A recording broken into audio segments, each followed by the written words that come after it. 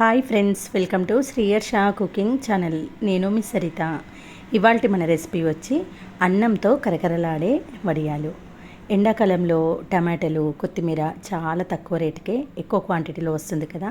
అలా వచ్చినప్పుడు ఇలా టమాటా అన్నంతో కలిపి కమ్మటి వడియాలు పెట్టండి, సంవత్సరం పాటు నిల్వ ఉంటుంది. ఈ అన్నం వడియాలు సైడ్ డిష్గానే కాకుండా స్నాక్స్లా తినడానికి కూడా చాలా బాగుంటుంది. పెట్టడం కూడా చాలా చాలా ఈజీ అండి. మరి ఆలస్యం చేయకుండా పక్కా కొలతలతో అన్నం వడియాలను ఎలా పెట్టాలో చూసేద్దాం పదండి. దీనికోసం ఒక కుక్కర్లోకి ఒక గ్లాస్ నిండా రేషన్ బియ్యాన్ని తీసుకొని 3-4 సార్లు నీళ్లు మార్చుకుంటూ శుభ్రంగా కడగండి. ఇప్పుడు అదే గ్లాస్ తోటి 3 గ్లాసుల వరకు నీళ్ళని పోసి కుక్కర్ లిడ్ పెట్టేసి మీడియం ఫ్లేమ్లో 5-6 విజిల్స్ వచ్చే వరకు ఉడికించుకోవాలి. అన్నం ఉడికేలోపు మనము టమాటో ప్యూరీ చేసుకుందాం. దీనికోసం మిక్సీ జార్లోకి కట్ చేసి పెట్టుకున్న టమాటో ముక్కలను వేసుకొని మెత్తగా ప్యూరీలాగా గ్రైండ్ చేయండి. ఇక్కడ ఒక గ్లాసు బియ్యానికి 1.5 గ్లాస్ వరకు టమాటో ప్యూరీని తీసుకుంటే టేస్ట్ అనేది పర్ఫెక్ట్గా సెట్ అవుతుంది. కాబట్టి మీరు ఇలా టమాటో ప్యూరీని గ్రైండ్ చేసిన తర్వాత కూల్చి పక్కన పెట్టి ఇప్పుడు స్టవ్ పైన అన్నం కూడా ఉడికి రెడీగా ఉంటుంది.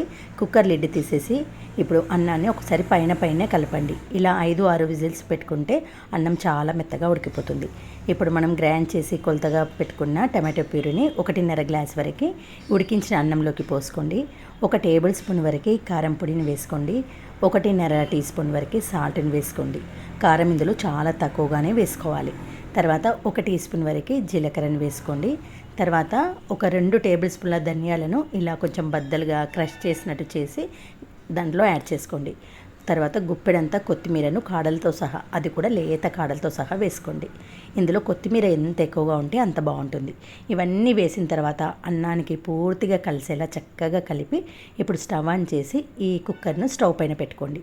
మంటను సిమ్లో పెట్టుకొని సుమారుగా 5-6 నిమిషాల పాటు కలుపుతూ ఉడికించుకోవాలి. ఇలా సిమ్లో పెట్టుకొని ఉడికించడం వల్ల టమాటో ప్యూరీ, ఉప్పు, కారం అనేది అన్నానికి చక్కగా పడుతుంది. చాలా త్వరగా అడుగంటుతుంది కాబట్టి సిమ్లో పెట్టుకొని ఈవెన్గా కలుపుతూ ఇలా కొంచెం దగ్గరికి వచ్చేలా ఉడికించుకోండి.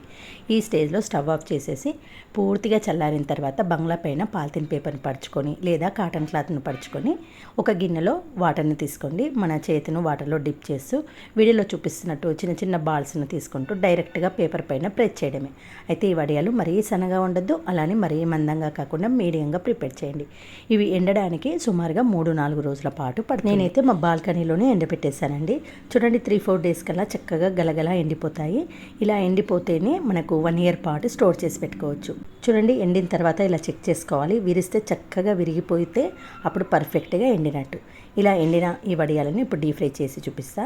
స్టవ్ ఆన్ చేసి బాండిలో డీప్ ఫ్రైకి సరిపడా ఆయిల్ వేసుకోండి. ఆయిల్ మాత్రం హై ఫ్లేమ్లో వేడెక్కిన తర్వాత వెంటనే మంటను సిమ్లోకి పెట్టుకొని ఇలా 1 లేదా 4-5 వడియాలు వేసుకుంటూ డీప్ ఫ్రై చేయండి.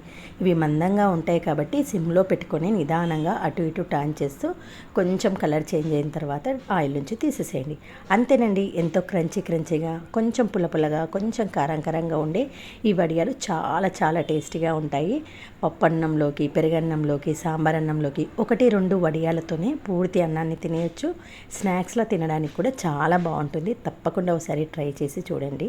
ఓకే ఫ్రెండ్స్, ఈ ఈజీ వడియాలు మీ అందరికీ నచ్చితే ఒక లైక్ చేసి మీ ఫ్రెండ్స్తో, రిలేటివ్స్తో షేర్ చేయండి.